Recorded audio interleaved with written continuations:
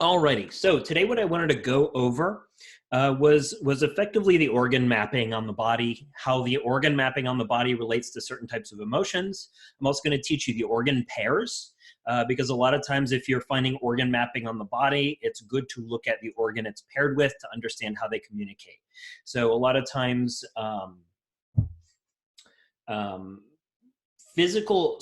any physical pains we have in our body are usually a manifestation of something a little bit deeper that we want to dig into. Oops, that's not what I wanted to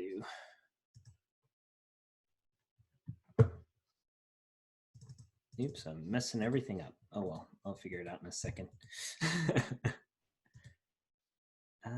Spotlight video.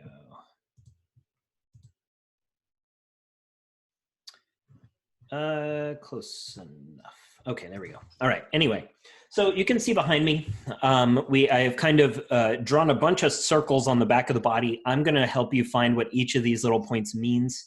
If you guys need to, just make it full screen. This will obviously be recorded, and I'll be able to map some of this stuff out as we go. So the first thing I'm gonna teach you is just what each of these points are as far as the organ system. So obviously these are not going to match up with where the organ is in our body. They're matching up with where effectively Chinese medicine and other developers have attributed different organs and illnesses and things in the body. So we'll start at the top. At the top, we have these 2 points. They're basically right on the outside of C1. So these 2 points are kidney points. You'll also find, and this is kind of an interesting thing, these are also connected to your eyes. So this muscle on the back of your neck by your occiput, if you look around, you should feel that muscle fire a little bit. And so if you are having tension in the back of your neck, it can be stress, but it can also be the fact that your eyes have been haven't gotten enough movement in them. And you can find that some of that might tighten up as well. So doing some eye exercises, making sure that you look to all 4 quadrants can also help to strengthen some of those muscles and get some of the muscles on the top of your neck to relax. A lot of times, obviously, it happens if we're looking at our phone or at a computer a lot. We're staring in the same direction for a long time, and just getting your eyes to move can also get this to release on the back of your neck. These 2 points below it, there's 2 different points. So we've got this one on the right side. This is the gallbladder. So we've got gallbladder on the right side, and we have our heart on the left side. So depending on which side you're feeling pulling, you will be able to have an indication of what might be going on. You know, so if you're on your left side, you're noticing. Well, I'll show you a couple of different spots. So we have a heart point here. Oh, it's in a mirror. I apologize. So just listen to the side I'm saying, and it's mirrored on the screen. So if I'm saying left and it looks like the right, listen to the left in my words, not the left on the screen, and hopefully it'll balance out a little bit. I didn't realize it was backwards. So the left side of the body is actually going to be the right as far as the image looks like on your screen. But the left side is the heart. We also have a heart point that's here. So this bigger one here on the traps is also a heart point. And then this one that is on the outside of the shoulder blade here. So a lot of times if you have pain kind of at the, just kind of the top of the, oops, let me see if I can aim this in the mirror. So top of the shoulder blade, slightly on the back, like on the levator, right at the corner of the shoulder blade. A lot of times you might get some irritation there. So when I say heart, that doesn't necessarily mean heart problems. So when I get into the emotions and that kind of stuff that deal with the heart and hypertension and some of the stuff that can come from that, it'll make more sense why some of that stuff might show up for you. And I have an image that has all this stuff labeled, so don't worry about necessarily taking too many notes. Just kind of keep it in the back of your head, or just watch the video again if you need to. I'll try and share that, take a picture and share that image. Down below this, we have, where are we at? Let's actually do some of these. So this one up here is our tonsils. So this one here and this one here. So when the end of your traps are bugging you, that's your tonsils, that's throat. That could be throat chakra. That can be a number of different things. So when that gets tight, that's the tonsil. The one even further away from that, all the way on the end here, that's your gallbladder. There's going to be a couple of places where the gallbladder might show up. But here all the way behind the, like on the back side of the traps, on the right side, that can also be the gallbladder. Right above C7 here, we have prostate or uterus. So if you're a female, it'll be the uterus. If you're a male, that'll be the prostate. So on the right side of your neck, above C7, so it's kind of just, if you don't know what C7 is, it's that protrusion on the back of your spine here. So the bump that you can really feel the vertebrae. If you go up and to the right there, that area, if that gets tender, that can be your prostate. And that kind of stuff can be just good to know about. So a couple of things that you want to think about. They don't necessarily need to hurt in order to be an indicator. If they are sensitive to pressure, that can also be an indicator as well. Then we have our, here is our psychological stomach.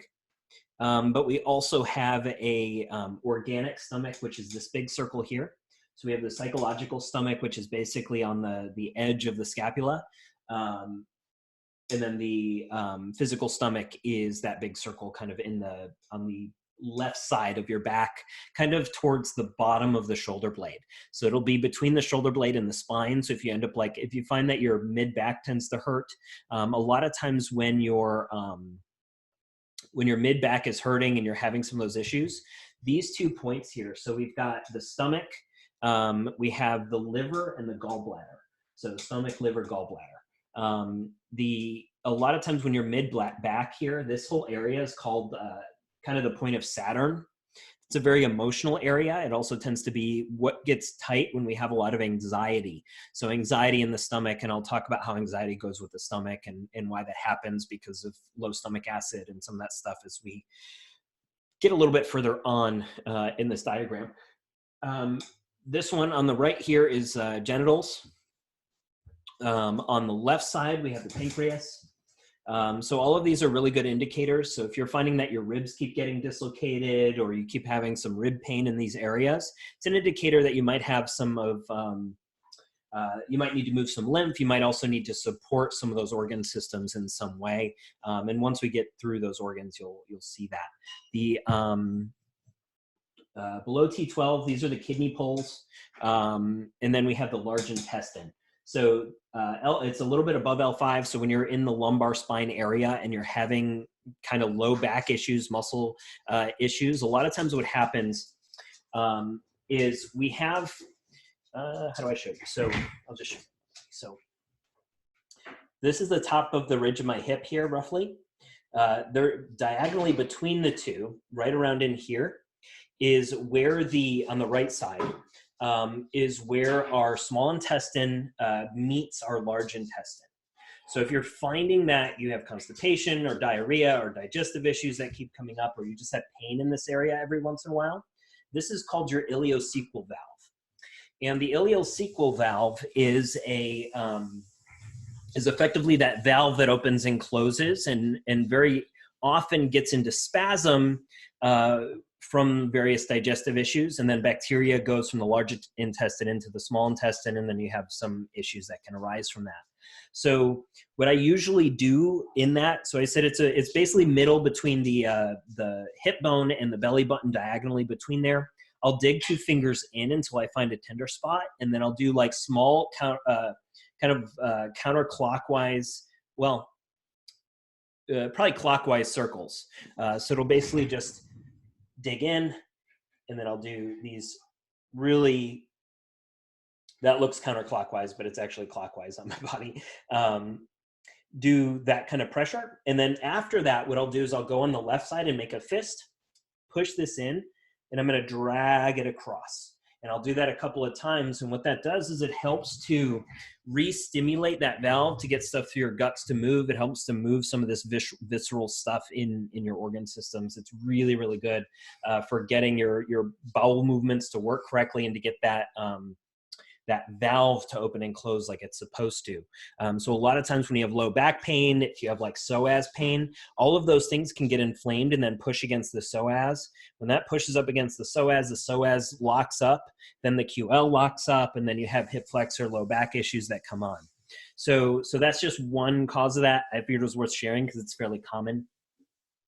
Then we have our ovaries and testes. So this is this little shape here is this is just the hip bone. So this is our PSIS, which is basically the top ridge of the hip on the back side. Right above that is the glute med. So if you're looking at your glute medius and you have a lot of glute med pain, that's usually your ovary testes issues. So if you're having hormonal issues, if you're having any of that kind of stuff that relates to the emotional factors of that, you might have glute med pain, you might have lower back instability, that might also be connected to your gut L5 S1 area. They tend to all lock up around the same time. Below that, so we've got a couple of different things. So this center point here is your bladder. So if your tailbone, kind of the SI joint tends to lock up, that's bladder. Over here we have the kidneys, which is near the glute med also. It's kind of a little bit below the glute med in the kind of the mass of the glute. This is piriformis usually. So if your bladder is a mess, kind of that a larger string of the glute will have an issue there. And you'll see that show up in a lot of people when they have bladder issues, when they have large intestine issues. Large intestine will lock up here. That's why a lot of times you find that rolling out your glutes helps somebody's lower back, because that's also the reflex points for large intestines are in both of those spots. They both can get that stuff to release that way. The same thing, this one's mirrored on the other side. So you have large intestine, kidney, bladder, ovary, testes. It's kind of mirrored on both sides on the hips. A few things that we want to think about also. So when we have low back pain, in general, a lot of times low back pain, when it's paired with like sinus issues, tends to be a signal of a boundary violation, or you violating boundaries, or you having an emotional response around certain types of boundaries. So let me bring up this other image real quick. So all of these different organs have pairs. So every organ comes in pairs. So you have the stomach, which is paired with the spleen and pancreas. You have the large intestine and the lungs. You have the bladder and kidney. You have the gallbladder and the liver. You have the small intestine and the heart.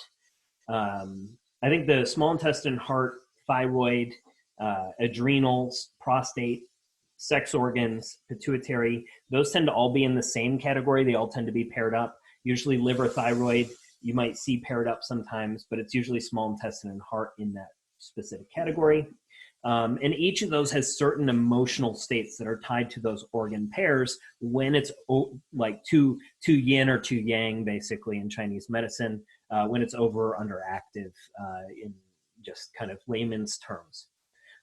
So when somebody is having stomach issues, let's see. So stomach tends to be an earth color. It tends to be yellow. I can go over some color stuff. So all of these points are actually from the color world. So you can actually color these zones in different colors.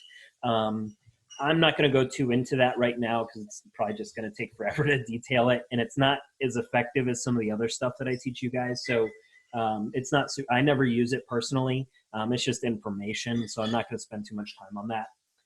So the spleen stomach is an earth sign. So all of the different organ pairs are divided into the 5 elements effectively. And spleen stomach is earth. So when our stomach is having issues, usually it's because there's an unreliability, there's self-criticism, there's discontentment, there's disappointment, there's anxiety, deprivation, hunger, empty, nausea, greed. All of these different things show up in the function of our stomach because as our, what's up, Govinda? As our different organ systems are balancing, as those things get out of whack, those emotional states are going to come up to the surface. The spleen deals with rejection, assurance, indifference, faith in the future, consideration, togetherness, all of these things start to get distorted when we're having issues in those various organ systems. The spleen and stomach. So one of the things that I want to mention with spleen and stomach, when we have stomach and spleen issues, we are probably having trouble concentrating. We're probably struggling with anxiety. A lot of times that is both a spiritual implication, but also a low stomach acidity issue. So working on things like using betaine HCl and getting enough magnesium bicarbonate, all of that is really good for replenishing the energies of that particular organ system. So like I said, the stomach, if it's out of whack, it's going to be somebody who's oversympathetic. The spleen, pancreas, that's going to deal with low self-esteem. And so we want to be looking at those organ issues. If you're having some of the pains that I showed you on this map, that will help to point you to kind of what you need to balance, or where you need to work on, or what organ meat you need to eat to kind of fix it in your own body. Lung, large intestine is the other pair. So that's a metal remedy. The large intestine has to do with letting go. So it is a organ of grief. It's an organ of crying. It's an organ of, people who have issues in their large intestine. Like I said, that tends to people tend to also have low back pain because their ability to let go of the emotions that are coming up gets blocked. And so that can show up in the inflammation in their gut. That can show up in the way that their gut absorbs nutrients, because they are not if you think of it as kind of like a metaphor, the analogy of how this stuff processes.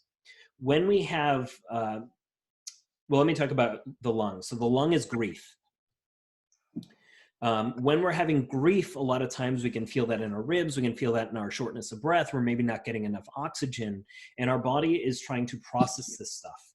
As it processes this stuff, we have a really big lymph band that's across our chest, and we want to make sure all of this lymph is flowing so that as we process, it is able to be released through our large intestine and through the other organs that it needs to pass through as we're getting rid of it. This is a lot of times when you do color treatments, or you have a really strong ayahuasca ceremony, or any of this kind of stuff, that you might have a couple of days after that ceremony, where you're just having a gut purge, because your body basically ejects all this stuff from your cells, and your body's letting it go by getting it out of your body that way. So the lungs are grief. A lot of times when the lungs are having, when you're having breathing issues, or your diaphragm is compressed, all of that can affect how well your body can release that emotion and breathe through it and let that stuff come up to the surface. That's part of why I teach that ribcage decompression. Not only does it move a lot of lymph, but it trains these muscles to fire again and gets that stuff flowing. It's also why I do I do dry brushing every single day to keep that lymph moving, because it allows the lungs to express the way that they are meant to.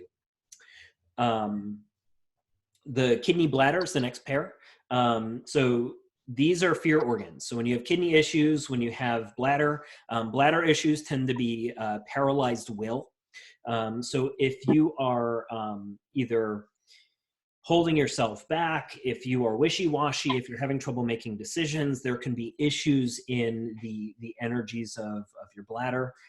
That's a water element. So drinking more water really is a big thing to do. Getting hydrated is probably the best way to heal those organs. One of the things that we want to realize too is that the kidneys are going to, like I said, kidneys are fear. Doom. And a lot of times it's subconscious fear. So when your kidneys are running through intensity, they're running on subconscious fear. They are going to, part of that is our nutritional system. So if you remember a couple of weeks ago when I was talking about nutrition, if our body is always running stress hormones, those stress hormones trigger our kidneys to release ammonia and lactate. If our kidneys are always working overtime to produce ammonia and lactate, we are going to be increasing inflammation in our body, and that's going to cause a lot of the other underlying issues that we talked about. And I know that you had mentioned some of those fear zones. When we have fear in our system, in the color world, there are a couple of treatments. So we have fear zones on the front of the shoulder. This is also tends to be on the left side. It tends to be a release point for the large intestine. So being able to use that as another release point. If you're finding that this area is tender to touch, it may also mean that the boundary between the large intestine also is needing some of that visceral work too, or something needs to be let go of, and that should allow that to also relax. The kidneys are fear zones. So like I said, we've got two fear zones here. We have the shadow of the fear zone, which is on the back of the shoulder. And then there's two fear zones on the kneecaps, as well as the shadows of those on the back of the knee as well. So when we experience issues, so if we're having an anterior deltoid issue or we're having knee issues, it's always good to at least have in the back of your mind, what's going on in your life. So if you're having knee issues that keep coming up, there has got to be an underlying fear. So if you want to think of it like a metaphor. So our feet are what connect us to the earth. They're what propel us forward. They are the mechanism for which we actually are able to interface with the world around us when we are propelling ourselves forward. Our hips deal with our soul's program. So they're how we show up, what our medicine is, who we are trying to refine ourselves as and show up as. And so when we're not understanding our soul's program, or when we're not sure how to get grounded in that program to actually take it into our lives, then we might have weak knees. We might have wobbly knees. We might have painful knees that show up because of that instability and that disconnect between our soul's program and putting it into action through our feet. And that's a little bit of a metaphor, but a lot of times it's actually fairly accurate in terms of how that stuff starts to happen. So when you have clients who have elbow issues or knee issues or some of these types of joints, we want to think about what are these joints connecting us to. So if we have an elbow issue that keeps coming up, we can also kind of understand, what do our hands do? Our hands hold on to things. And so if we keep having an issue where our elbow keeps locking up, what is it that our hands keep trying to reach to hold on to? Or what is it that we're keeping our hand closed around that the universe is saying it's time to open our hands so that we can release some of the tension in this place?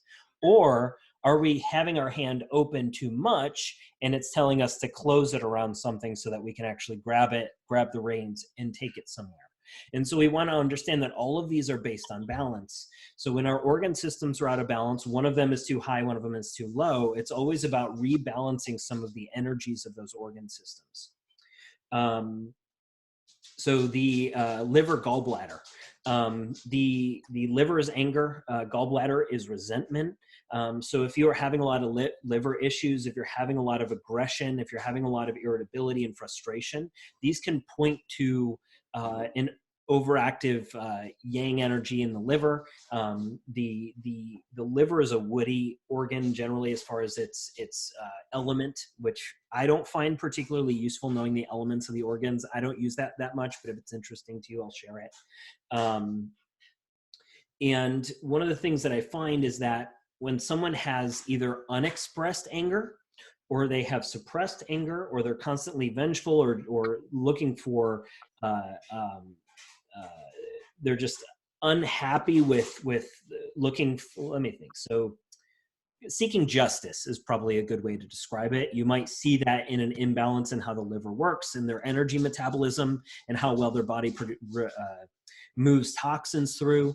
The gallbladder is love, it's anger, it's helpless. It works a lot of times with some of those different different organs that way. Let's see. So I had mentioned that the liver, gallbladder is here. If these aren't hurting, that doesn't mean that there's nothing to look at, but at the same time, those are good indications that if they like pressure or they're tender, it's always worth looking at those organ systems just to kind of get an idea of how those map out, or what they're telling you anyway, if they're telling you anything. Just because if you are for example, if you're not sure what emotions are even coming up and you're not sure how to translate some of those emotions, then looking at this mapping can be really useful for helping you say, okay, well, this is where these emotions get stored on my body. And whether I feel that organ having an issue is not particularly important. It's really just an indicator that's guiding you to more information. So any of this stuff, if it resonates, that's awesome. If it's not resonating, that's fine. It's really just for an added tool to help you find things in your body. So when you're feeling that anger, you're feeling that anxiety, notice where you feel it in your body, because all of those it's just helpful to help you kind of tap into it quicker. A lot of these emotions that come up, a lot of the struggles that come up, they just want to be seen. We don't need to necessarily tell them what they're supposed to be. We don't necessarily always need to balance them. We don't always need to say, to change the entire story about it. Sometimes it is literally just a child who wanted to be acknowledged and seen. And so being able to find that in your body and find those points in specificity and look at them and just let them be there is extraordinarily powerful for healing that and getting that energy to move a little bit better. The lymph rhythms, like all those things that I've done in there, are good for getting these energies moving. Using that with dry brushing can be really, really powerful. Whether it's just for like fixing physical pain or it's emotional stuff that you want to get moving, our lymphatic system is our psychological buffer. So anything that we're clearing in color puncture, anything we're clearing through this work needs to move through our lymphatic system to be cleared. So we want to understand kind of what some of these things do. So we have also our small intestine, our heart, our thyroid, adrenals. The thyroid and adrenals kind of go hand in hand, because when your adrenal system is running, your kidneys are going to be overactive, which is going to mess up your thyroid. So your thyroid is going to have instability. It's going to have trouble kind of speaking authentically. So when you have thyroid issues, it's going to relate to throat chakra issues, how you show up authentically, what you say yes to, what you say no to. Keep in mind, these are not necessarily going to show up as an organ dysfunction. They may show up as the energetic dysfunction that organ represents. And so we want to be aware that the throat chakra or the thyroid, if you're running stress hormones, is going to be distorted in how it produces thyroid stimulating hormone and other hormones. And that can cause all kinds of different ramifications to other organ systems in that category. The small intestine, a lot of people are having troubles with their small intestines. They're lost and they're afraid of being vulnerable. And so when you feel that in your, a lot of times when you're feeling the small intestine, you might be working on your abandonment wounds. So when somebody feels something in their gut, think about what organs are there, what mappings are there that you're actually feeling, so that you are figuring out what it's kind of trying to teach you, what it's showing you, where what it might mean. So if you're having trouble focusing, if you're having trouble, you're kind of absent-minded, you're getting dreamy, you're having you have like maybe just like a really old relationship that keeps popping up and you're having trouble processing it. All of those can be small intestine issues, dealing with how you show up in love and that kind of stuff.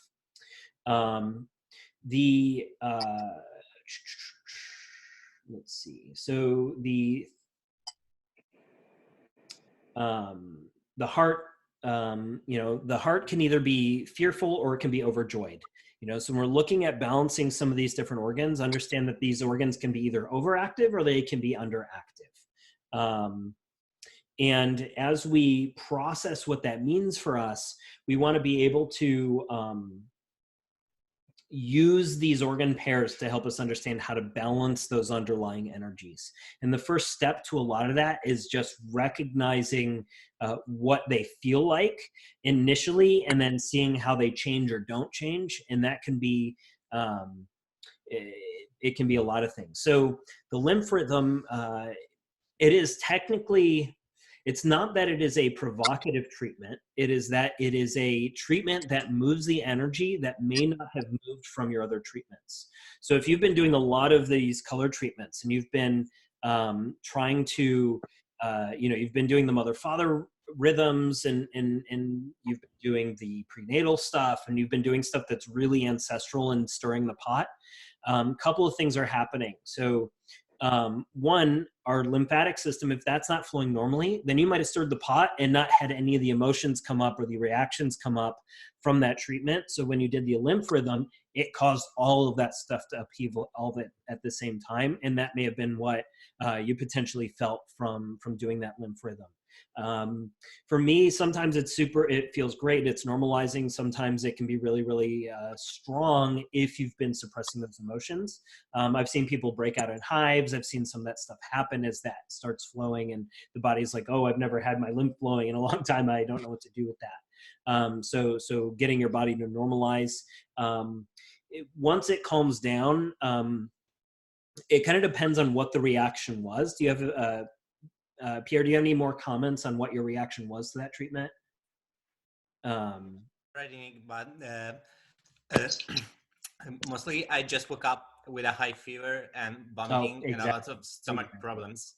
Okay, so this is awesome. So sometimes these color treatments, and this is really important to recognize, if we have been running stress hormones for a long time, or we've been running in a sympathetic state for a long time, even if it's subtle, when we finally start regulating our system, whether that's doing endo or it's doing lymph movements or it's just doing something that allows our systems to downregulate, it's not unlikely that you can get sick. So if your body has been toxic in the toxic pot and it's got a lot of stuff that hasn't moved in a long time, when you finally start getting that stuff to move, your body can crash and get sick because it's finally moving all those toxins that you haven't moved in a really long time. That's a good thing. Right? It's not something we want to happen often, obviously. We don't want to get sick from the treatments, but it's not unusual for people to have some kind of illness or reaction to it that way because their body finally was like, oh, I opened these pathways. I can finally get rid of this stuff. And so it does, and you feel sick for a week or a couple of days or a day or whatever it is your body needs to process that through.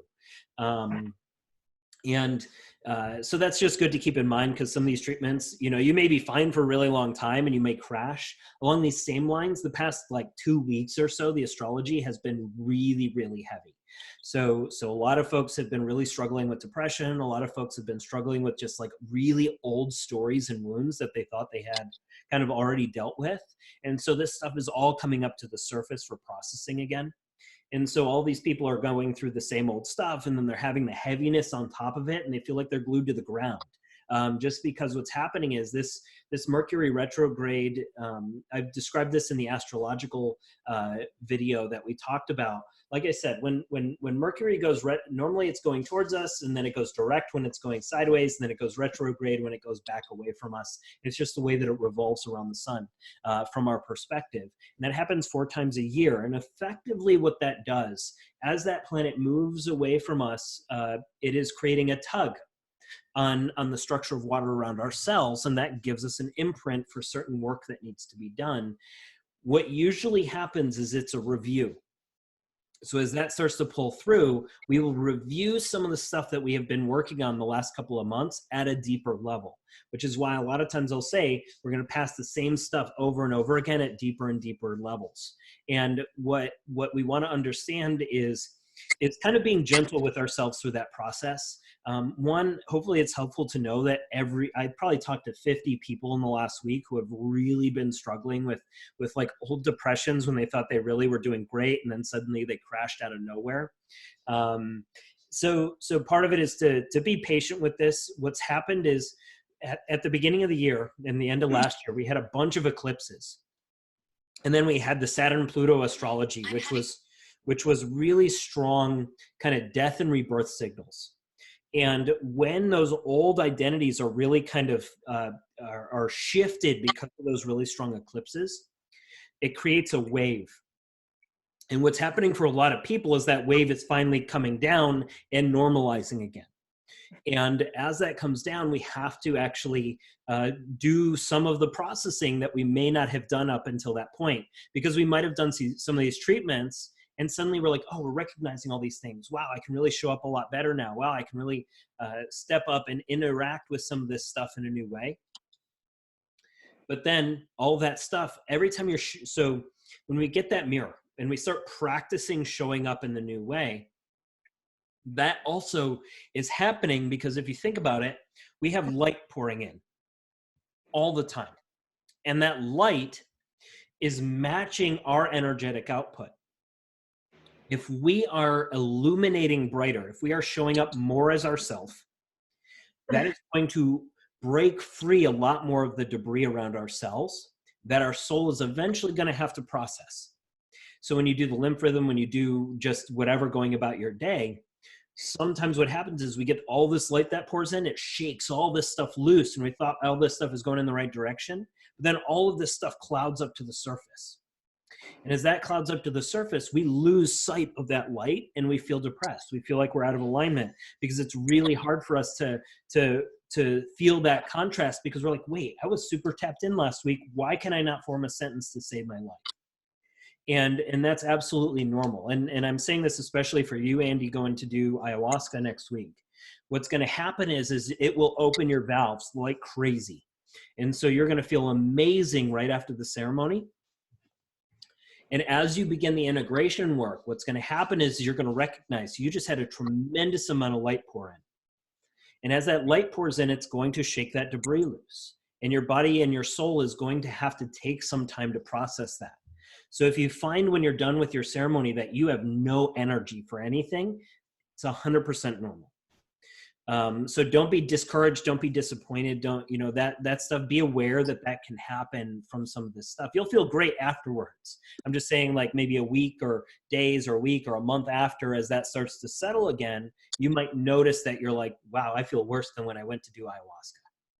And that's normal because of the way our body starts to dig out those programs, and you'll start to see how that rhythm works.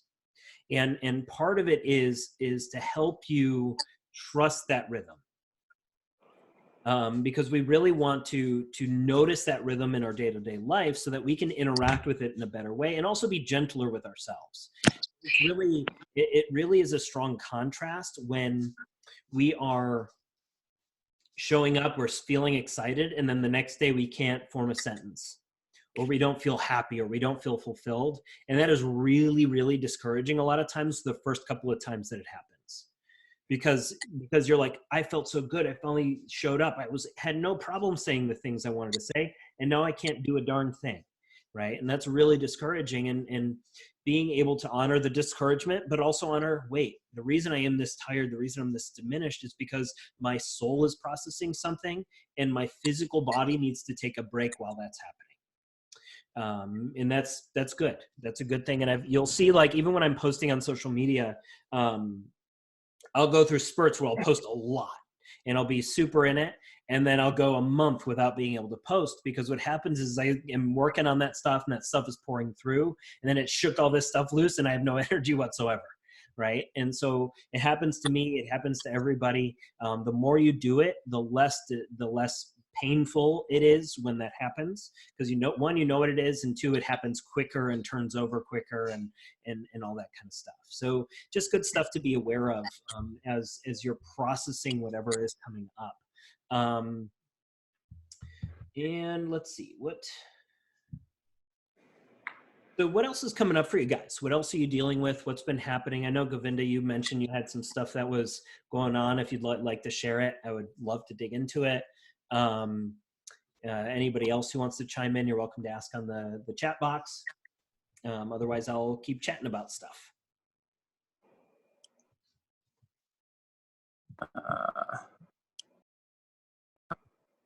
Oops, you're unmuted now. Yeah.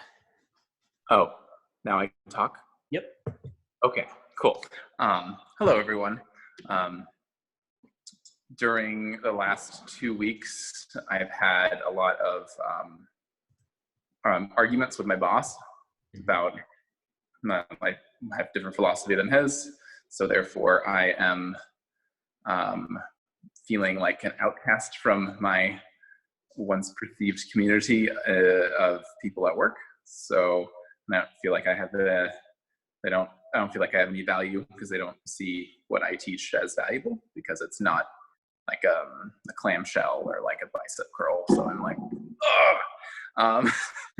so I've just been very depressed and anxious, because the childhood wounds of having to be what everyone needs me to be is showing up, like the doormat that I was as a child.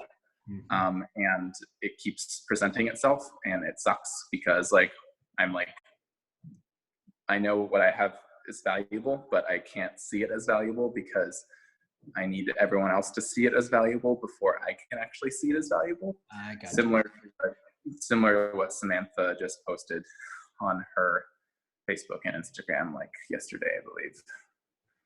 So that's really good stuff. And I imagine a lot of folks will relate to that one. This is pointing you to a couple of things. So one, it's pointing you to your boundary capacity. And it is not your job to behave a certain way so that people feel good when they look at you. It's also not your job to make people who don't want your medicine want your medicine. And that's a really important thing to recognize. If you are trying to sell powerlifting to a yoga studio, you're really going to struggle. And if you're trying to get these yogis to want to do powerlifting when they have no vision of what that means, it's going to be a stressor for you because you are feeling like you need to convince somebody rather than you simply showing up and allowing that to be the message. So what is happening for you is you're getting an opportunity to recognize a couple of things. One, to recognize where you're not holding strong enough boundaries around what you're willing to let into your life. So if people are constantly telling you that your stuff doesn't work and it's not valid and it's not blah, blah, blah, blah, blah, one, they're not your customer. And two, they're also, you don't need to operate on what someone else needs you to be so that they feel good. You're showing up in a new form of medicine. And I guess I'll tell you a story a little bit. So when I ran my audio business, I was designing electronics, and one of the first products that I made, and really my best-selling product, was a power supply that I designed.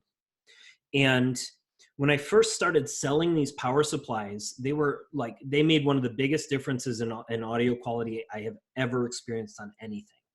When I first told somebody about it, I must have gotten like shat on by 100 people saying I was a hack and that this is bullshit and blah, blah, blah, blah, blah. Every nasty thing they could say about who I was and my knowledge and what this was.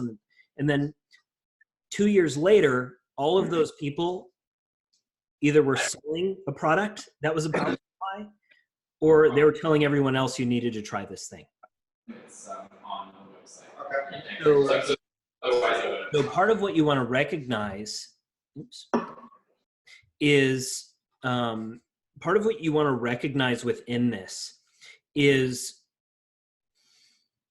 you might be onto something that the people you are currently talking to are not a resonant match for yet.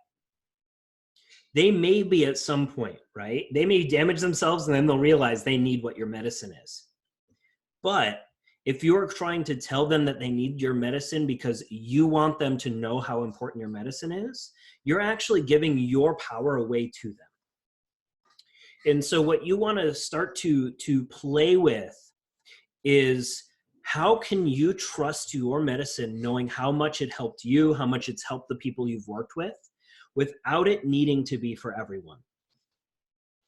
And then the people who it's not for, how can you find joy in the recognition that those people are not your customer? Because the more you can notice who is not your customer, the more clear you are on the people you should be talking to. And if you're always trying to filter your language, if you're always trying to filter how you show up at work, if you're always trying to filter these things based on what you think people want to hear, you're never going to be able to step up into the authentic voice that you're trying to cultivate. And you'll always have a mixed audience show up for what you're trying to sell. So if your goal is to sell the mobility because that's what resonates with you, part of your game is, one, sell it until it doesn't resonate. So be willing to let go of it if something new comes along. And two, don't let your identity be distorted by the initial reactions to your offering. Because what happens is, as you start to show up, you're trying harder to sell your mobility, you're trying to show more videos, you're doing a lot of stuff that is new, that is showing up in this new identity. One of the things that I said earlier is, as you show up in that new capacity, you clear debris. And that as that debris clears, there's energy that's released that gets channeled back to you through everyone that you're interacting with. So now you've cleared all of this old energy of who you used to be, of all your childhood wounds, of all these different things that had been coming up for you. And now all of these people are carrying it back to you because the universe is saying, are you sure? So your work there is to recognize that, to say what's coming is going.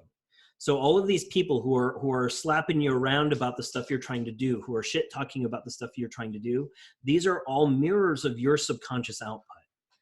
And if you're constantly struggling to have your own integrity with what you're doing, then the people around you are going to show you that. They're going to show you where you don't have your own self supported within what you're trying to express.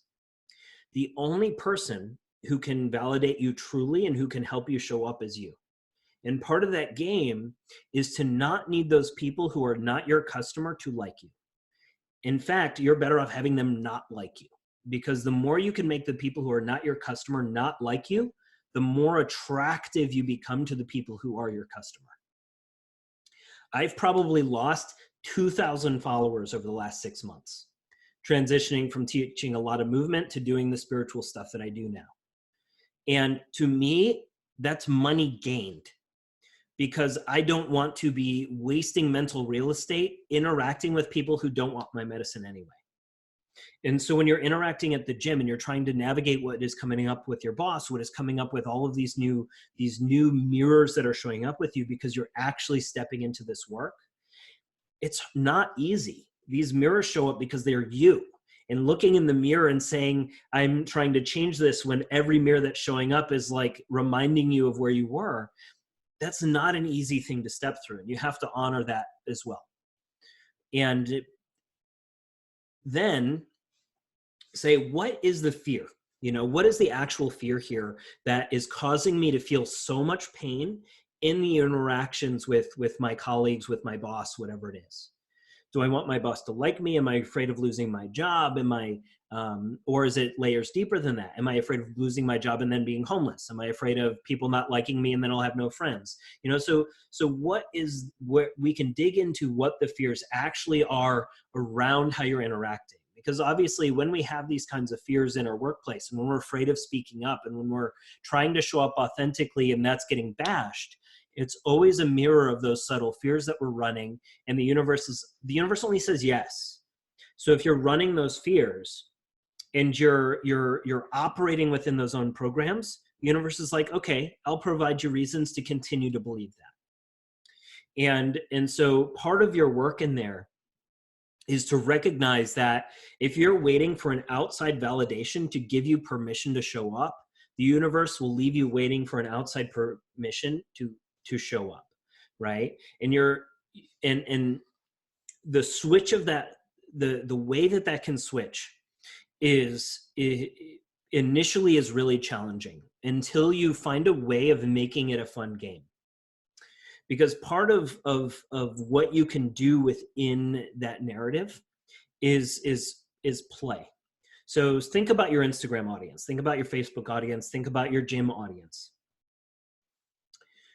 Before they ever interacted with you, before I talked to you, before I had any interaction with you whatsoever, I didn't know what your personality was. I didn't know what you taught. I didn't know how you talked. I didn't know what you cared about. I didn't know what your sense of humor was. I didn't know any of these things. You literally could have chosen to wear any mask that you possibly can think of and play the game that mask allows you to play, so that you can really refine and see who you want to be. Who do you want to show up as? What would be fun for you to express? So you can either be spending your entire life trying to guess what people want you to be, hoping you can fit into someone else's tribe, or you can figure out who you want to be, practice showing up, and allow that to create a tribe that matches who you really are. Trying to live in someone else's tribe is super painful. Living in your own and bringing people in is really fun.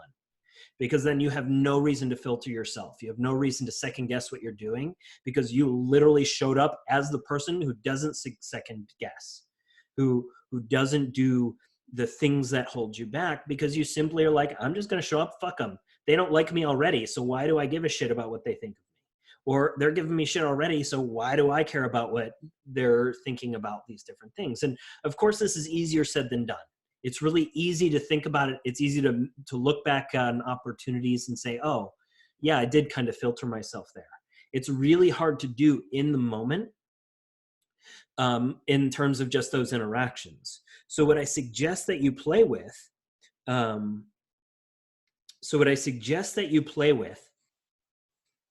is finding small ways that you can practice little things that you've wanted to do without it being this huge overhaul of how you show up. Because these big overhauls, you'll be able to do it once and then you'll crash and burn, because it's just too much weight for you to maintain against the strain of who you were.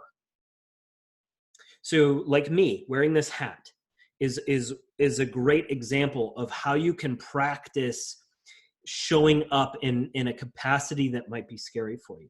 Because you might go to the gym wearing a hat like this and be like, people make fun of you for wearing a weird hat that they don't see anywhere, right? And so part of the game is to recognize, I want to wear this outfit because it's fun for me, and I like that. I want to wear this weird costume because it's fun for me. I want to wear this hat because it makes me it allows me to tap into a certain kind of personality that I want to play with. And one of the things we want to recognize, that all of these different personalities that we can tap into, all of these different expressions, are all aspects of ourselves that we can play with. And we have a lot more aspects than what we show our audiences on the day-to-day basis when we show up to work.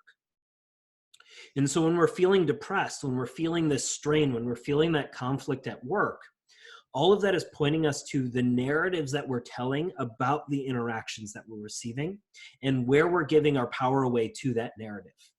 And if we can honor that there's a narrative that's at play, if we can honor what the story is that is giving our power away within that, one, we have to honor that as true. So we first say, yeah, I do believe that. Yeah, I do believe that they think this, or they believe this, or they want this. But then we want to create a balancing narrative that is also true, that says, wait, I've had times before where I was able to show up authentically. Did I feel better or worse? I felt way better, you know? And so even like, remember back to like Emptiness Project, where you guys were able to really authentically communicate without filtering yourself, without worrying about what people thought of you. The truth is, the only reason that worked is because you chose for it to work. You were given a container that allowed you to reduce the fear a little bit, but also at the same time, the reason you felt as good as you did wasn't because there was medicines that we did. It wasn't because of the circle. It's because you chose, beyond what your ego was telling you, to try, to play with that idea and to see how that felt. And our goal is not to figure it out. Our goal is never to like have this identity that we're going to live in and this is it and this is better. It's to find one thing today that feels good for us to play with and for us to express. And also for us to be constantly letting go of the narratives and the stories that are giving our power away to all the people around us. You know, if we're using everything outside of us for validation, you're also using things outside of you as your source. And when you use things outside of you as your source, the universe is set up to betray you. That's money, that's love, that's attention, that's validation, that's intimacy, that's all of these different things that our soul is asking for.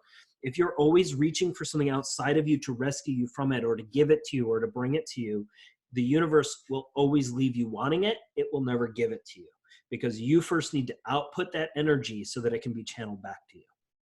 And that's where the practice comes in. That's where the process comes in of being able to walk through some of those things. Was that helpful? Did that give you some ideas on how to look at that a little bit differently? Did that give you something to think about? Yes. Can I still be heard? Yeah, I just unmuted you. Yeah. Yes, I believe that gave some clarity, more or less like highlighting the things that I am doing, that I'm currently doing, but that I'm not consciously aware of doing, and kind of giving them a check mark, and then so they'll do them more. That makes sense? And, and the other piece is that, when you're looking at it, when you have it, and part of this is kind of what the Facebook group is for. So as you have a day like that comes up and you had an argument with your boss, talk about that on the Facebook group, or make a quick video or something that you can post on there. And I can help you dig into the lessons and the things that it's actually trying to mirror to you. Because when you understand what the lesson is, it becomes way easier to process whatever it is. When you don't know what the lesson is and you're just faced with this contrast, it's really hard to process. And so part of what this group, the benefit of a lot of what this group is not just getting an insight and then wondering, okay, how do I apply it? It's getting an idea, having an idea of, okay, I kind of have an idea of how to apply it. And then you go live your life and you say, oh, wait, maybe I didn't have as good an idea how to apply this. And then you can come back and we can refine how you're interacting with those kinds of things. But hopefully that will give you some information that you can use to try something differently. Because ultimately that's what it is if you're always looking in the same direction, you're telling a certain story and you keep finding your energy keeps crashing and crashing and crashing, it's because you're telling a story that's giving your power away. And that's the first thing to notice is I'm bleeding energy. I have an energy leak somewhere, whether it's subconscious stress or it's an interactive stress that I'm telling a story about. And first honor that. And then I can help you navigate where that energy leak is and how to plug that sort of stuff. Who else? What else is coming? What else is coming up for you guys?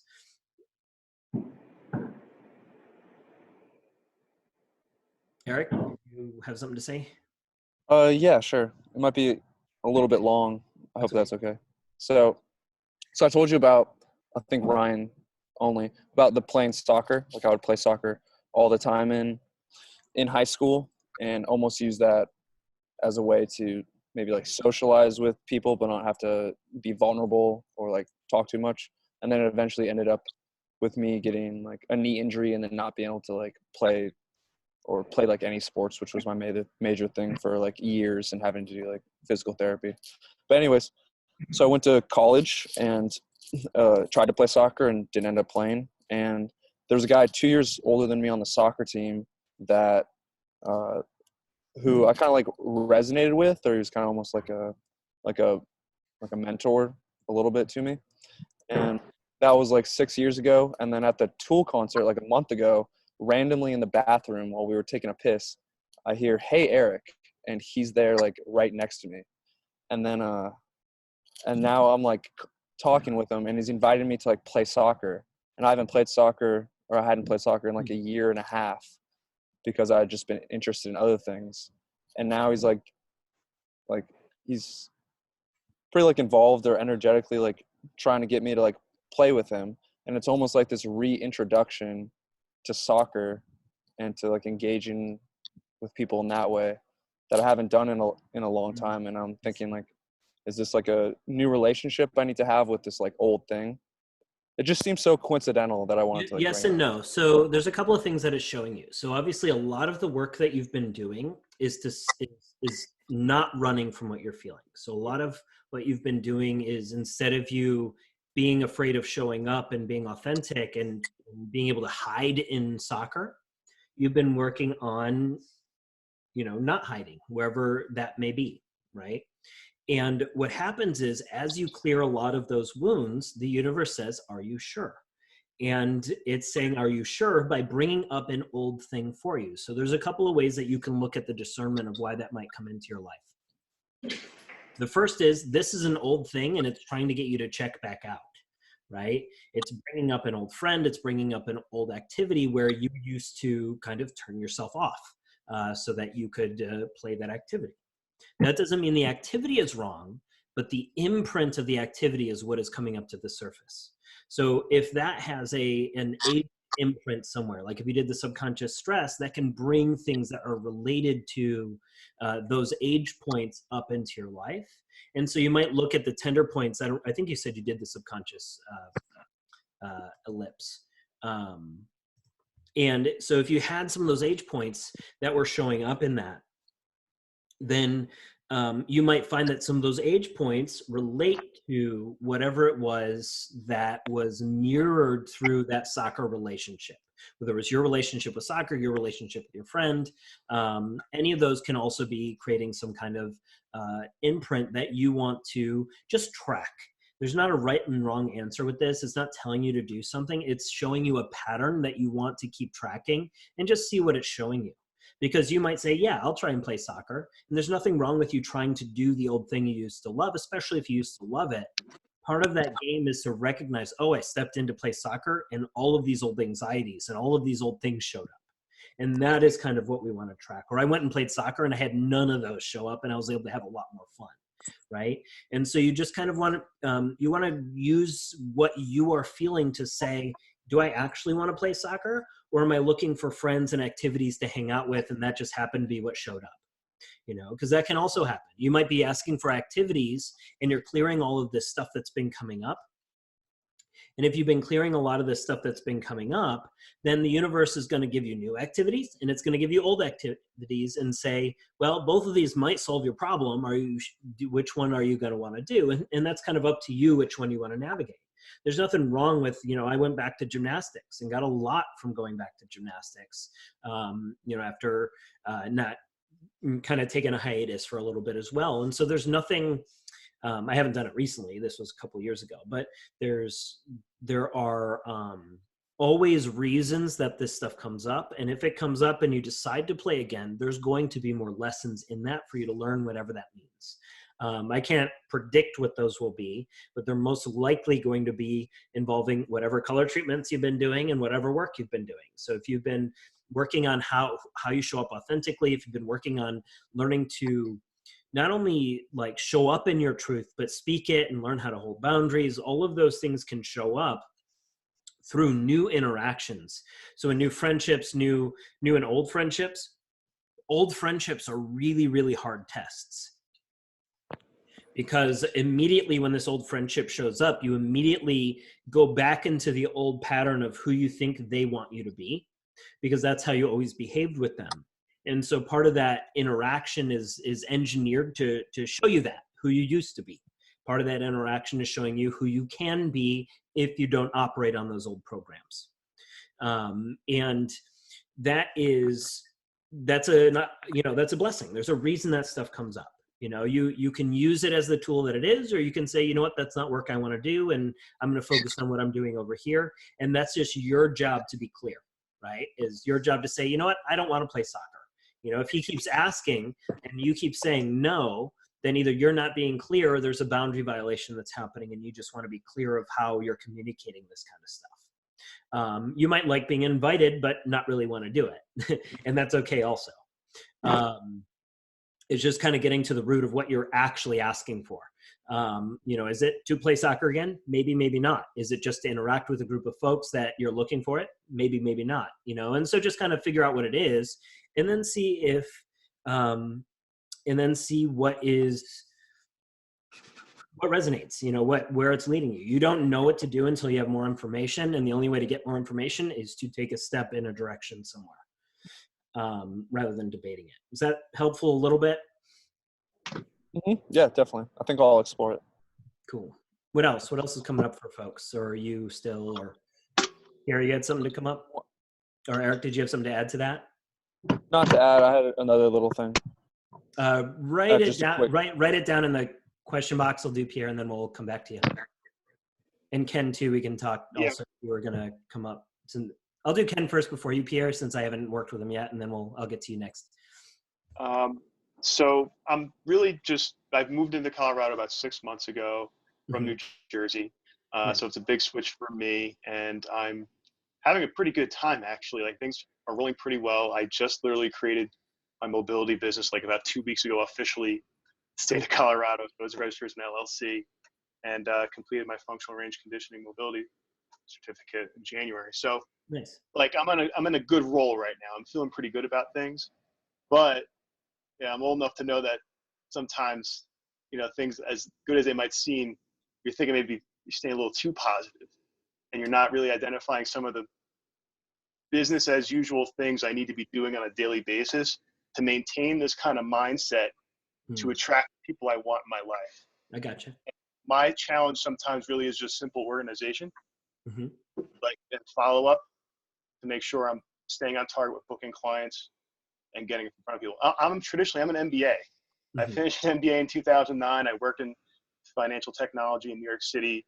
I have a whole other career under my belt that I'm putting away because I don't want. Let me ask you this: where obviously you just started, so you don't know where your problems are going to be too much yet. Right.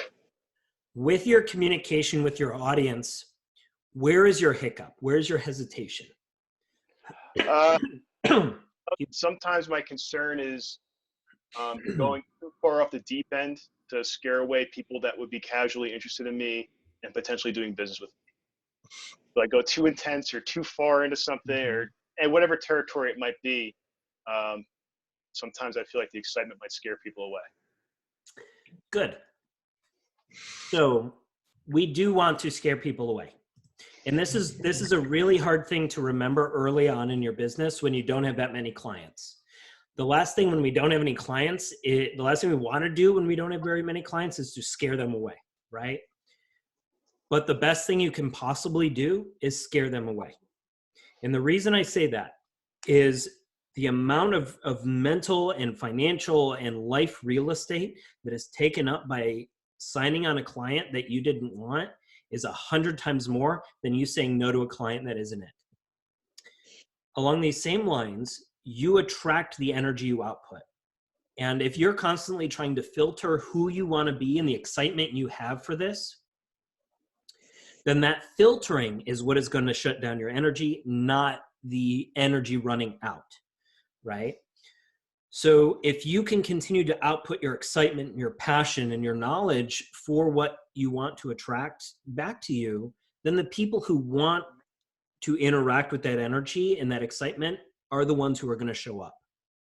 And so you will continue to push away the ones that are not it, which is a good thing, and attract more of the people who are it in just the way that you can show up. And beyond that, you want to think about what is the value that you are outputting that allows them to, that value to be carried back to you.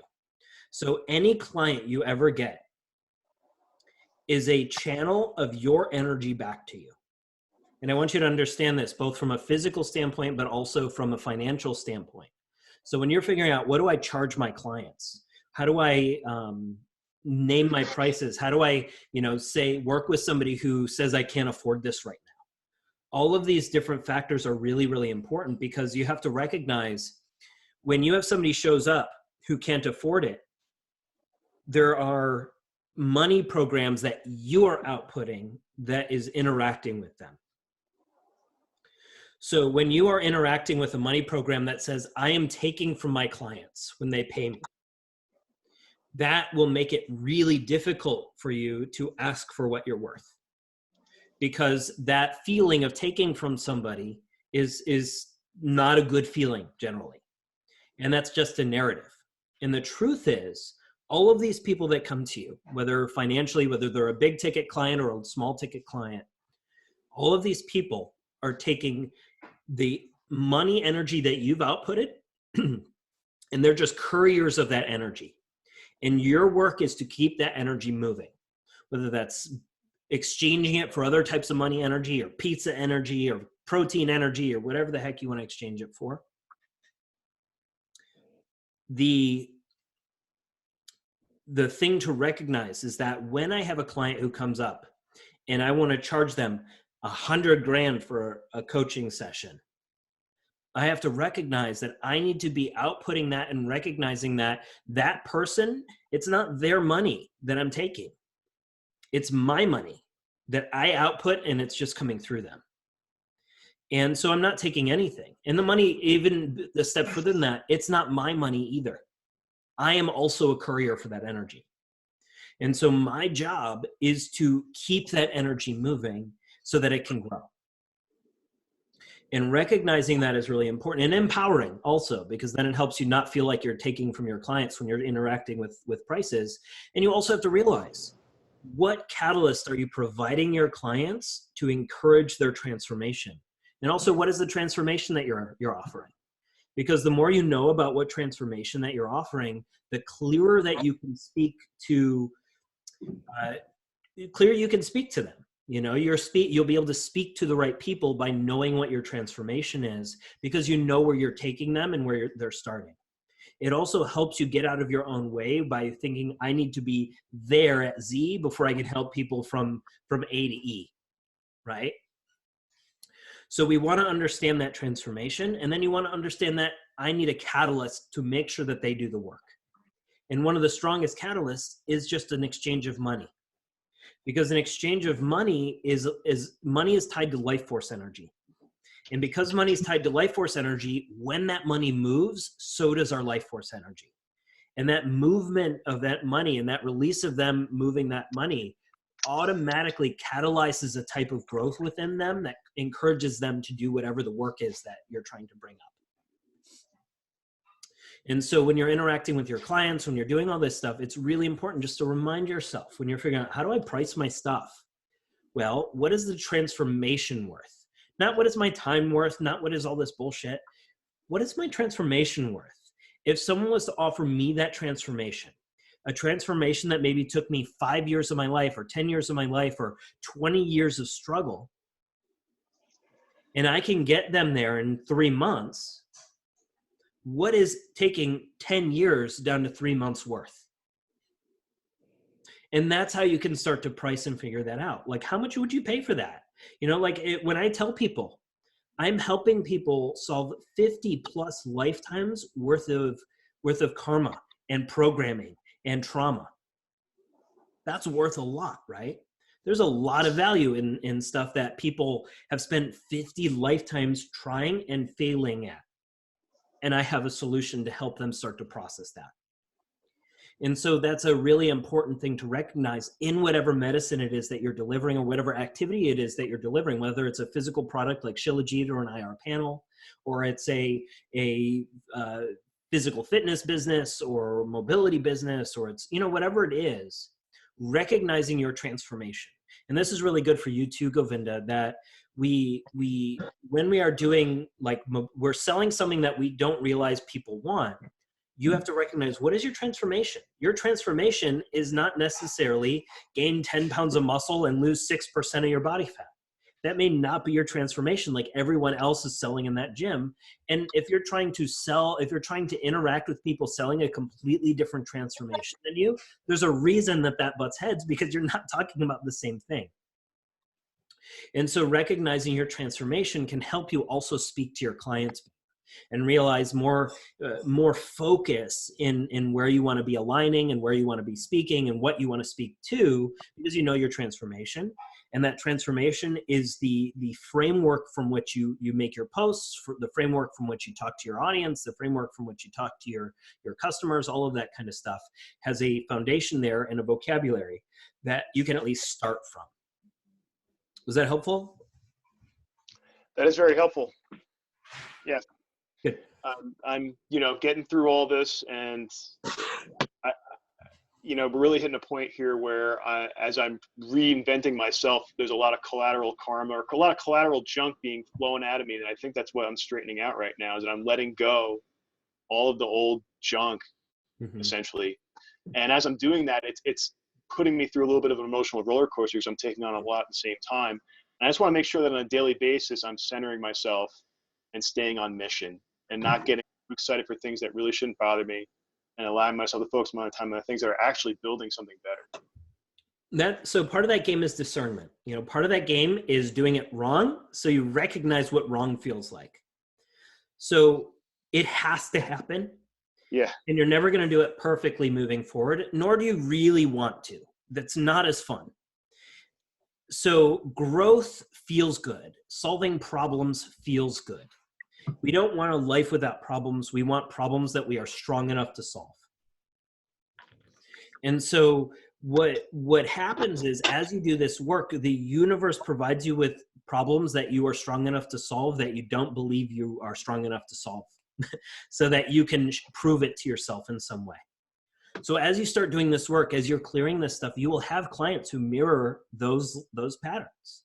And you'll have You'll have interactions that give you those opportunities to continue to heal the wounds that you've been digging up and continue to practice showing up. And then you'll have opportunities where it's really hard to do that, so you can see where those contrasts are. And so don't get too lost in worrying about the maintenance of it. Don't get too lost in keeping this up here, because life needs to be a rhythm. The only way music works is the silence between the notes. And so we want to keep writing those silent notes often enough that we can translate the stuff that's coming up in our life, rather than distracting ourselves and just telling ourselves everything is fine when it's not. So let yourself get excited and worked up and dysregulated, so to speak. And the best thing that you can do is start to recognize when that happens. So simply first, just recognize when that energy fills up, where you have an excitement. Because for me, I don't believe that excitement is a good indicator of a yes. A good indicator of a yes is a calm body, a calm mind that still wants to say yes, right?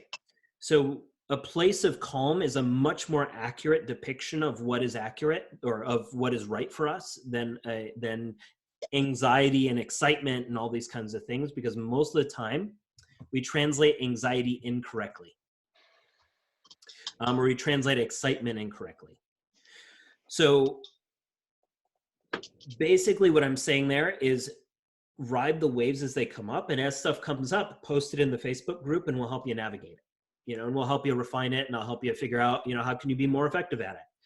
Because I've been selling mobility stuff. I've been selling online products. I had a bunch of classes and workshops that I teach. So I know the formula for a lot of that stuff, and I'm happy to help you figure out what those things mean. And it's both a lot easier and a lot harder than you think it will be, in different ways. And so part of the game and the part of the thing that happens is that business will be a mirror for you to be able to figure out, oh, the reason I wasn't selling my HIT mobility program was because I was selling it from a point of fear and lack, and I was trying to get the sales of it to rescue me financially.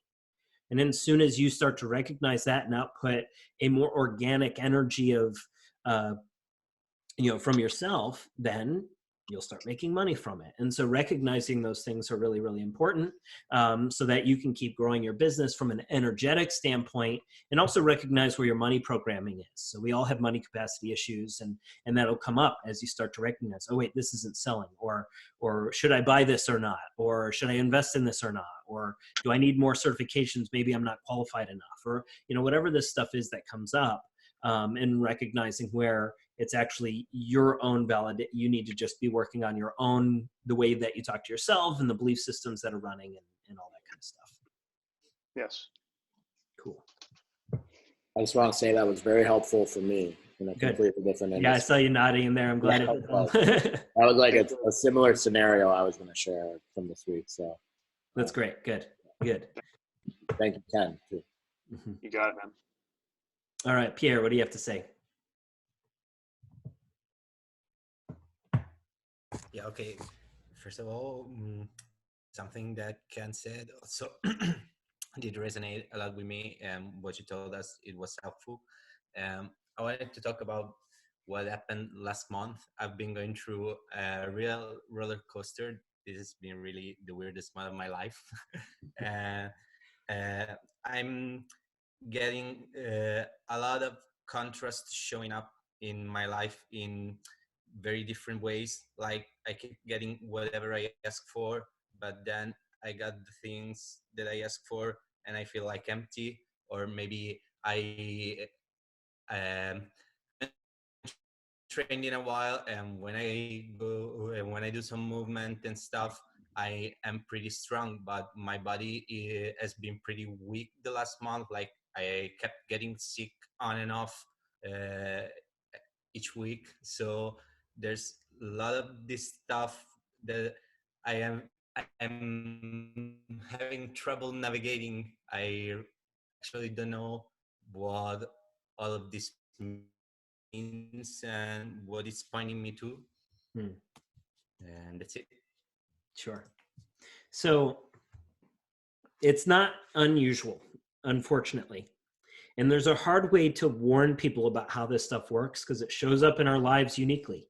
I mean, there's similarities certainly, but the way that it hits you is going to be different. You know, treatment to treatment and expression to expression, it's going to be unique to you in a lot of ways. And so everything that's coming up, and I mentioned this a little bit ago, is as you stir the pot, you have a lot of stuff that needs to physically clear from your cells. So all of your programming, all of your identities, all of your traumas, all of these things are stored in the structure of the water around your cells, in the vibration of the hydrogen bonds, and the magnetic field that your body produces. So as you begin to heal those wounds, your body has to let that debris go somewhere. So two things happen. One, you get sick because you just ejected all of these toxins, all this debris into your body that your body has to process. And so you get sick temporarily or on and off for a while because you're just moving, you're stirring the pot, you're moving so much stuff. Along these same lines, when that stuff gets released, those energies also get released. They output, they go somewhere. And so that's really important to recognize too, is that once it's cleared, you still have to wait for it to come back to you because that's how the universe works, right? You output that energy, whether it was subconsciously or consciously, and whether it was what you wanted or what you didn't want, it's going to carry back to you. And that's why I really try to, like, when I tell you guys about color puncture, to respect it, because it is not always, you're not always going to do it and feel great the next day. Sometimes you'll do it and you'll not see anything until a month later. Sometimes you'll do it, you'll get sick. Sometimes you'll do it and you'll have all these cop cars coming out of every road, right? And so the things that show up in your life are because there are programs that are running that have been released that are just clearing from your system. So one of the things that I tell people is when you push that beach ball under the water, it's always going to come back to the surface. And you spent your whole life doing that. And so what color has done is it's surfaced that beach ball and pulled it out of the water. And now it has to roll back. It's rolling back down the beach back to the water. And you have to decide, oh, wait, I don't want that beach ball in the water anymore. And the universe gives you that opportunity. And that's part of what's happening for you. So part of it is the astrological stuff that's happening. Part of it is the color that you've been digging up. Part of it is also you just simply interacting with your world differently. Because your identity, your personality creates your personal reality. It is the energy you output. It's how it is all that structure of water around your cells is the lens through which you perceive your life. And as that structure changes, you have to give your life a little bit of time to alter around that. None of it is instantaneous. And I remind people of this all the time. Nothing just occurs. Everything must develop. And let that sink in, because there is nothing in your life, whether it's a car accident or it's a twisted ankle or it's a winning the lottery, none of that stuff magically happened. Well, might have been magic, but none of that stuff accidentally happens, and none of that stuff happens out of nowhere. It might seem that it happened out of nowhere, but all of it is stuff that you had been outputting, and the universe had been knocking and saying, hey, pay attention to this energy. And it shows up in a small way, and you didn't see it. And then it shows up in a bigger way, and you didn't see it. And then finally it runs you over because you weren't listening to whatever it was saying. And so the best thing that you can cultivate through all of these things, whether you're getting sick or you're having contrast that you don't want to experience, or you're having interactions with your boss, or you're having struggles getting your stuff off the ground, all of these things are indicators either of energies that are clearing or energies that you're currently outputting, and you want to sit with that. You don't need to tell them to be different. You don't need to convince yourself of something. All it is just to acknowledge it. Is I am feeling this way. I'm feeling sick. That's okay. My body's processing. And it's better to be able to get sick and let your body process than to have your body have all of this stuff anchored in different places that are running programs in you that you don't have a say over. So it's worth temporarily getting sick and being shut down for a couple of months, just as your body is resetting, so that in a couple of weeks or a month or 2 months from now, you really can show up and all of that stuff is out of your way. Because the universe does that when you have an opportunity to make. The universe is never going to set you up for failure, no matter how much you perceive you've been set up for failure. The perception of that failure is a narrative. It's a story. And the universe will never put you in that position where you cannot possibly put the puzzle pieces together to move forward. That defeats the entire purpose, right? So part of the game is always to have some faith and trust in why those things happen. The why of, why I twisted my ankle a week and a half, almost 2 weeks ago, I guess tomorrow. All of these things are really important catalysts that get us to sit with something we might not have been honest with ourselves about, and to start honoring that, and to start trusting that, and then to start stepping through it so that that stuff stops showing up in our life. That underlying agitation or that underlying whatever it is can downregulate and allow us to interact with it in a more organic way. Is that helpful? Does that give you some information? So I want to remind you guys, tomorrow's a new moon. I want to say it's early in the day. I want to say it's like 7 a.m. Pacific time. So the new moon ritual that is in the membership, you'll see intention setting or new moon ritual. I forget what I labeled it as in the membership. Rewatch that if you need to, but I highly recommend doing your intention setting tomorrow. So the same thing we did last month, set some new intentions. Andy, I would definitely do that, especially as part of your, I know you're traveling tomorrow, but if you can at least write them down and even before you leave or something. I don't know, what time are you heading out? What is your schedule? Yeah, I head to the airport at like 8, but I am, I was planning to do like a bowl ritual.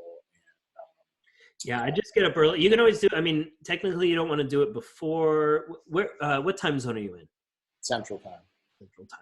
So yeah, you'll have a couple of hours. So I would just even set it up tonight, write your intentions beforehand. And then tomorrow morning before you hit the airport, they would probably be a really amazing thing to do. Even just intentions, for all that stuff to go to be as powerful as it can be for you would be a good idea. But I would definitely do that tomorrow. That intention setting, those rituals are really, really powerful. I imagine that you noticed it this past month with all the stuff that came up from setting them. So they can be really, really powerful for helping you shift your identities and helping the universe around you shift to match that new identity, and giving you those opportunities to remove those underlying blocks that are making you have trouble from being able to speak what you want to speak and interact in the way that you want to interact. So I definitely encourage you guys to watch that again, or at least do the ritual again if you remember it. What else? What questions do you guys have? Was this stuff relatively clear for you? I know it's kind of amorphous a little bit, but hopefully it gives you a little bit of information when you're working it with folks, or maybe just tying in some of the emotional stuff that comes up from some of those organs, so you can maybe just at least have some indicators on what's going on. So what else? Any other questions? How we doing? I was just gonna, and I can do this in the Facebook chat, but specific regions like the psychological stomach and the biological stomach. I know you touched on those briefly, but and I can kind of grasp what they may be, but that's just an area that I'm like, okay, I really want to psychological stomach specifically.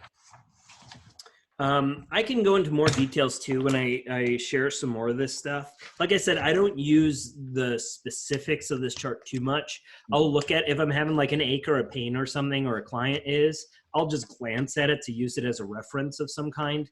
And just say, okay, well, they're having this issue here. Well, it might be psychological stomach issues, and I'll do some work on it. And then I'll also recognize, what might psychological stomach be? It desires, it might be anxieties, it might be, the things that are psychologically tied to stomach.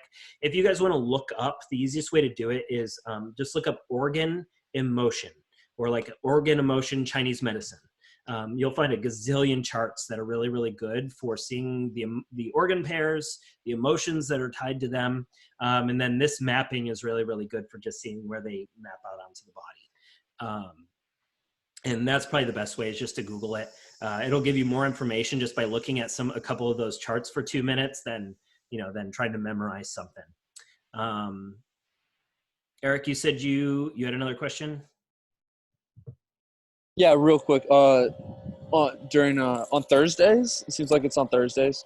I teach like 3 classes within 4 hours, and I've been getting almost like a sore throat, Yeah. like almost like to the left of my Adam's apple, and I'm wondering if that's a sign of something.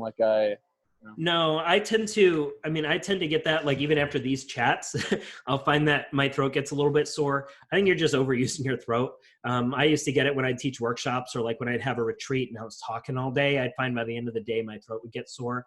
I think there are actually, like when I took acting classes way back in college, actually one of the things that they were talking about was diaphragm support of your voice, so that you're not just speaking from the throat. I didn't take those classes to actually learn that, but it might be something that you look into. Maybe like a voice teacher might be able to tell you how to do that. But maybe just intentionally thinking about speaking and talking from your diaphragm, letting the voice come from deeper as opposed to from your throat, and see if that allows that to last a little bit better or be a little bit more effortless when you speak.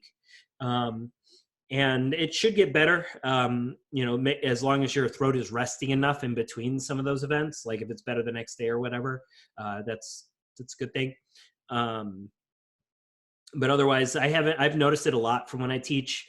I'm always like, if I'm teaching a workshop or something, I'm the most fired up and in the zone. So there's no part of me that thinks that is a mirror of something. It's usually like I just overused it because I was excited. But I think it's probably fine. I think a lot of coaches probably get it, especially when they start. If they just speak a lot when they're teaching. You might also find that you're talking too much and that you don't need to talk as much. So the thing that you are, that it might be indicating is that if you're operating from a subtle insecurity that is causing you to speak more than what you actually need to say, then that might cause the pain to show up. I can certainly recognize that from me in my classes sometimes. Some of like when I first started teaching, when I would notice this more, is that I would speak a lot more than I really needed to, rather than letting people be in their zone of whatever they're trying to do. So it could be that. Maybe just recognize that if you're finding that, oh wait, yeah, I am speaking up a lot and trying to like cover up silence because silence is uncomfortable for people. Recognize that and maybe let them be in silence and see how that feels, and use it as your own social experiment, because I think people will get a kick out of that a little bit too, depending on how you do it, obviously. But it's a good place for you to experiment and see what's actually being indicated for you. So cool. Anybody else? How do we feel? I just put a humidifier in my bedroom because moving out west, the air is much different than living at sea level in New Jersey. Oh yeah. It's been a game changer for me just this past week, because last week I was waking up in the morning and my throat was so dried out. Like the worst feeling I ever had. And I thought I was getting sick, but I wasn't feeling sick. It was just this I was parched. Put a humidifier in the room, put it near the bed. Overnight, I humidify myself, and now I'm starting to feel back to normal again, because the winters here are actually very dry. And so depending on your elevation and where your location is, that might be very helpful to just throw a humidifier in overnight. Yeah, that's cool. That's a good idea. Cool. Thanks, Ken. I have a question. Wait. Yeah. Am I speaking now? Can people hear me? Yeah. Okay. Considering that I entered the conversation when you were talking about organs, and I was curious to know about people that have had those organs removed. I think people commonly have gallbladders removed.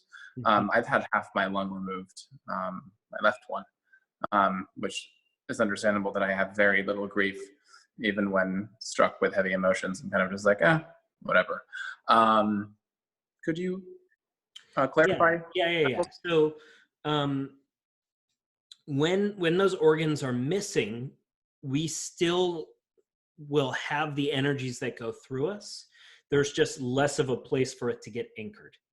Now, we have to also recognize the parts of us. So if you had half of a lung removed and you struggle to feel grief, Part of it may not be that you struggle to feel grief. Part of it might be that you are afraid of revealing that vulnerable part of you.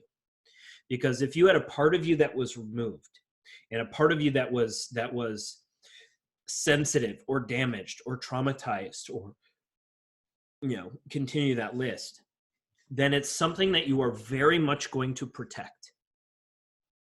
And so if you are protecting those areas of your body or protecting yourself from those emotions, you're creating a state of stasis within you that is not letting them flow. Because you still have lungs, you still have an ability to feel grief. We just need to figure out where that valve has been restricted to allow those energies to flow a little bit better. Do you ever do any dry brushing or anything like that? Any lymph movement, like a vibe plate, or I am unfamiliar with what dry brushing is, but I do diaphragmatic breath and full breath work and like maximal expansive breathing. And I've been recently exploring what it feels like to like stretch out my scar and breathe into that area. I actually just did it before we started talking and before the session began. And I'm gonna do it after this and just give attention to my left side because it's always causing issues in my shoulders, my left shoulder. Yeah, so watch the beginning of this because I talked about a couple of things that I think will really be useful for you and all of that, because I actually talked about how that stuff gets connected. And it might answer a couple of those questions if you watch just the first 5 minutes or whatever of the video. The other thing that you might, let me see, gallbladder. It's also looking at, well, let me step back. So the dry brushing is basically what it sounds like. You take it's called a dry brush. You can get it off Amazon. A lot of them come with like a dual. They have like knobs on one end and then a bristles on the other.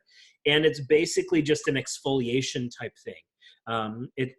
You brush from your extremities in. So you start at the feet, work your way to the hips, then you start at the arms, work your way to the shoulders, and you do the abdomen, lower abdomen, work your way up to the heart. Always working in towards the heart that way, and on your back also, and all that. And when you brush that way, it stimulates lymph flow, stimulates blood flow, stimulates lymph flow, and that can also allow that emotional processing. So when we get depressed, we get this stuff, it's because that stuff isn't flowing. And so that can really help a lot of that flow. It can help tremendously with body pain.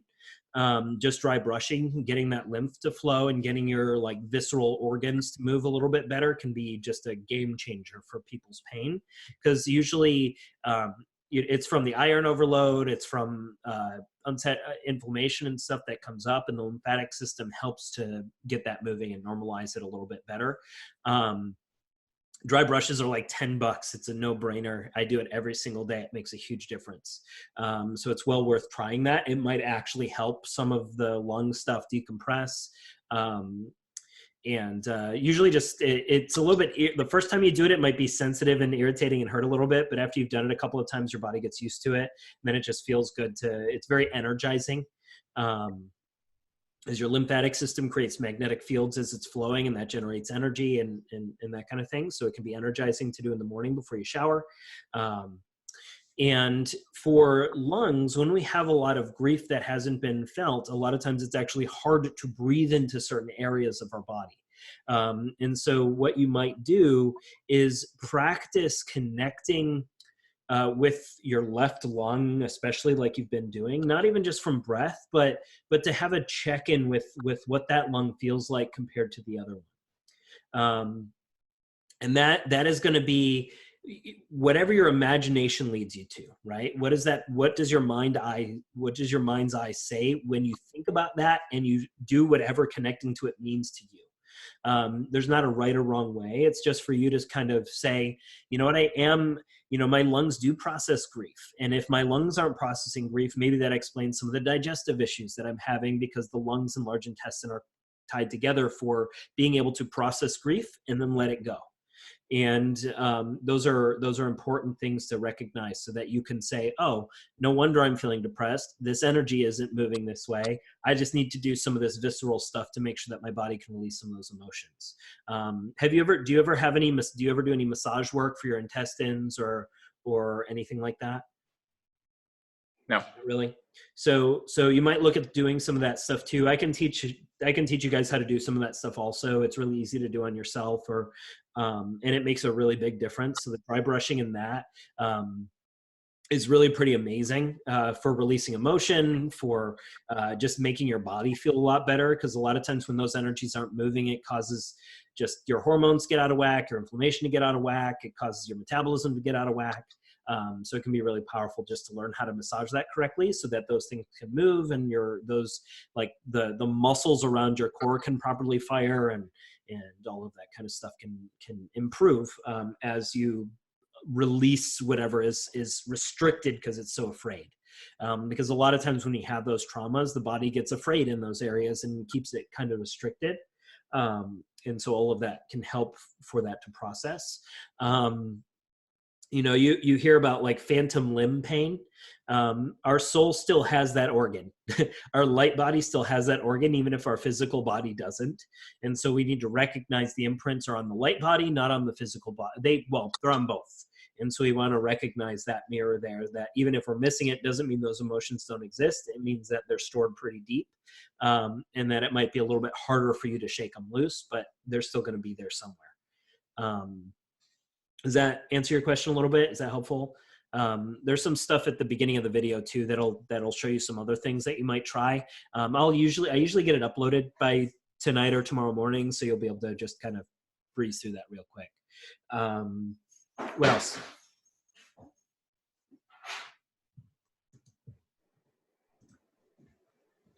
Anything? Anybody? Feeling pretty good? All right. So that's it. I have a lot of other questions, but no, ask whatever you'd like. Ask whatever you'd like.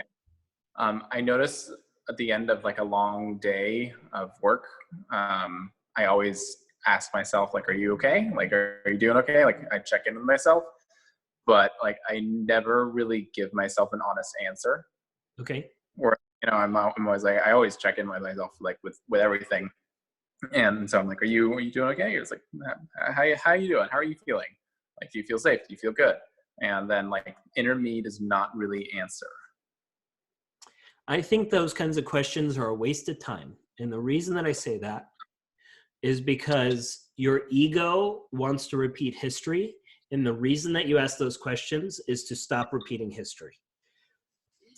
And so what we want to think about when you are looking at how your day went, if you want to evaluate your day, or you even simpler, you want to evaluate how you feel, don't evaluate it when you're in it.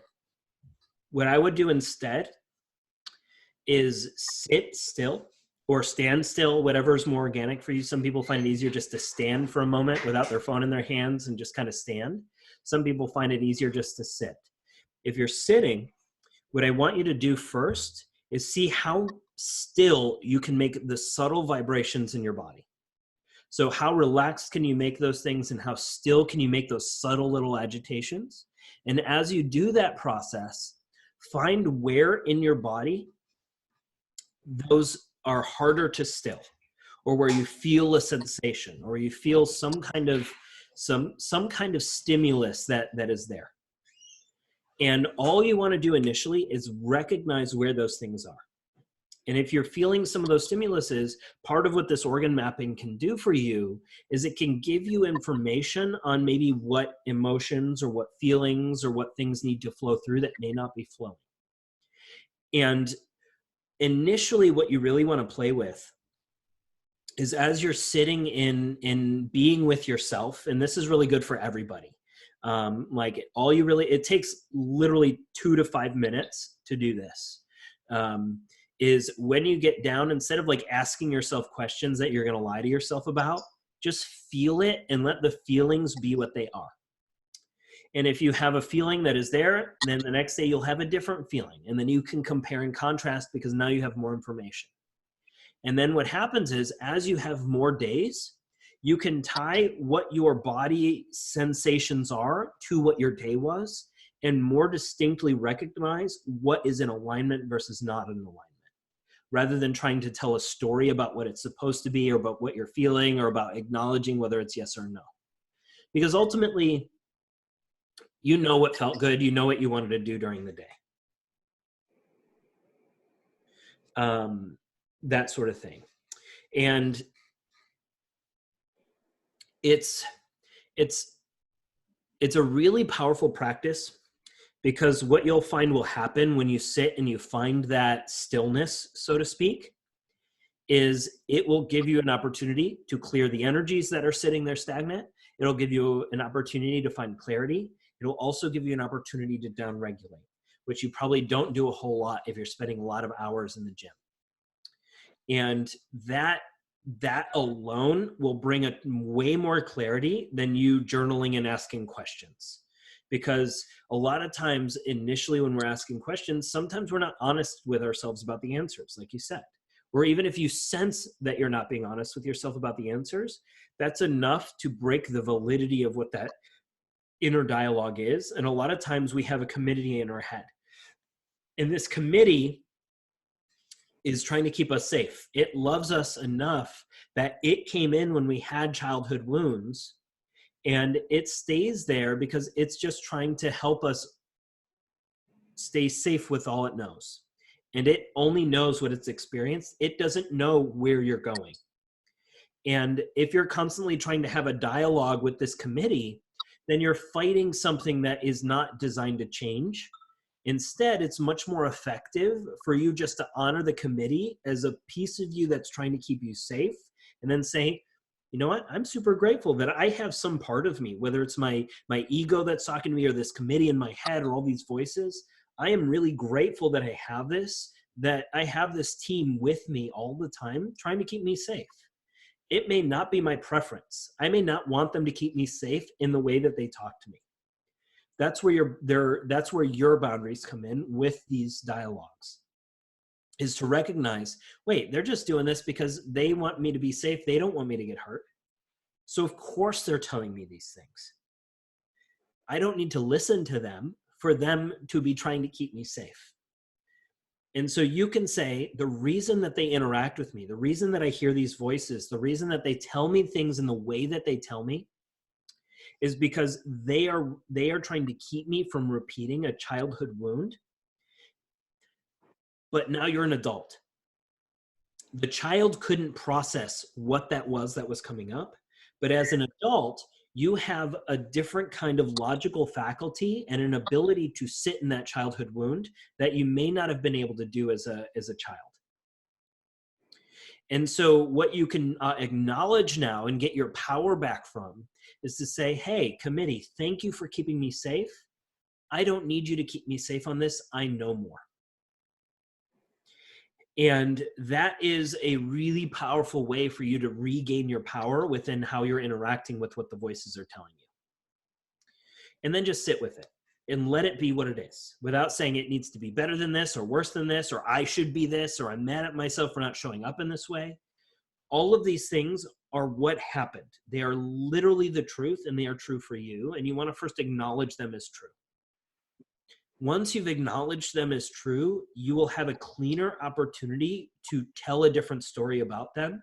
But if you're always trying to keep your eyes away from them and not truthfully look at them and always kind of duck away because you don't want to admit something to yourself, then you're never going to have the complete information that your soul is asking for with which to operate in your reality.